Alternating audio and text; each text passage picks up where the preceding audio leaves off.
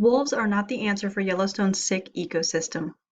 Wolves were reintroduced to Yellowstone National Park in 1995, and the park is still ecologically sick in many places. Wolves did not solve all the problems, so what's going on? Before you think you know my thoughts on wolves, I want to take you on a short journey. Yellowstone in 1994 was a haven for elk. With free range of the whole park, the elk were loving life and eating up a massive amount of vegetation.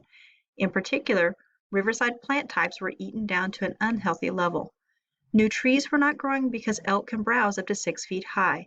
Anything growing beneath that height was liable to become lunch. Coyotes were a second species above the average population size.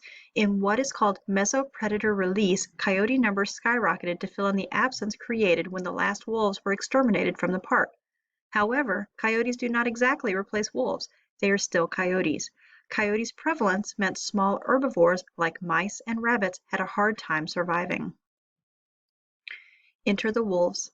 The animals already in Yellowstone had a steep learning curve that year as they adjusted to a new, or rather old, top dog returning.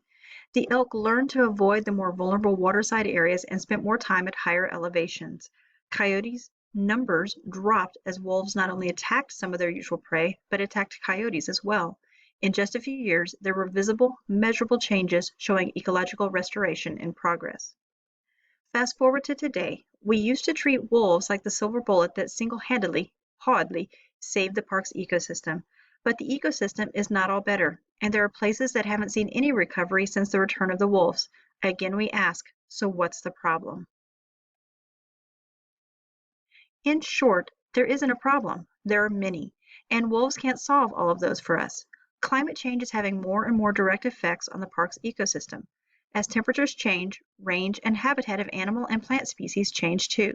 Sometimes the conditions needed for growth are no longer available in the old spaces. Bison numbers have quadrupled as they are seemingly stepping into the gap left as elk numbers dropped. Wolves will avoid preying on bison if easier prey is available.